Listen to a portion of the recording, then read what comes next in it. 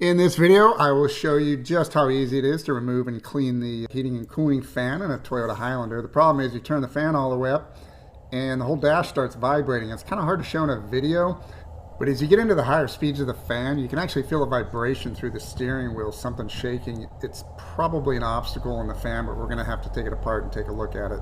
The fan is located just above the passenger footwell, and Toyota gifted us with an easy access to get to this thing. There's a little base cover. It's just got 3 release tabs. There's one on the right, one in the middle, and then there's one on the left side.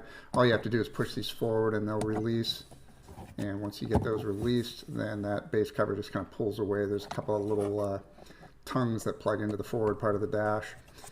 You can see those, so you'll need to pay attention to that when you're putting it together.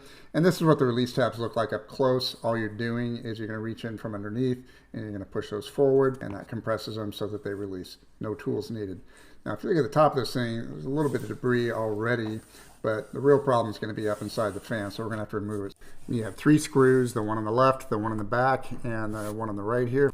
And this is a T25 Torx socket that I'll use for the screws.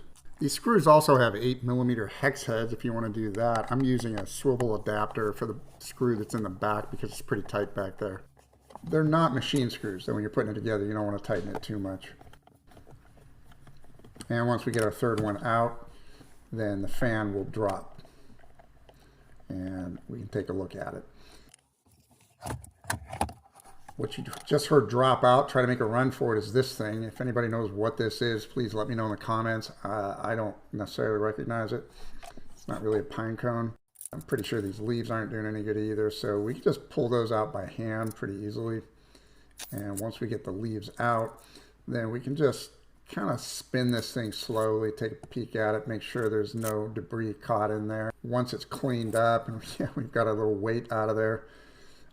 Quite a bit of stuff actually was removed.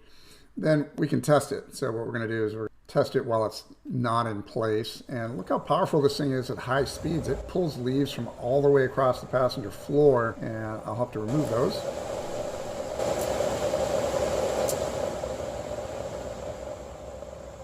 So certainly no lack of power with that fan. I'll go ahead and pull those leaves out before I install it. To put it in is pretty easy, but before we do, let's go ahead and just check the fan housing, make sure there's no more debris trapped up in there. The fan only goes in one way, so it's pretty tough to get it wrong. You'll notice the way that it plugs in is pretty simple. And I'm going to go ahead and hand start a couple of the screws first, so it'll hang there and it'll be a bit easier to install. I'm going to start with that rear one, use my little swivel fitting, get that tightened up.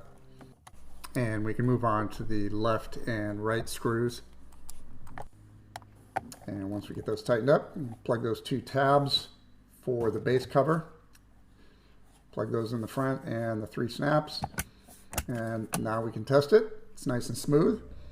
If this video helped you out, please do give a thumbs up and subscribe for future videos. And to help out anybody else trying to do this, please do share this video. Thanks for watching.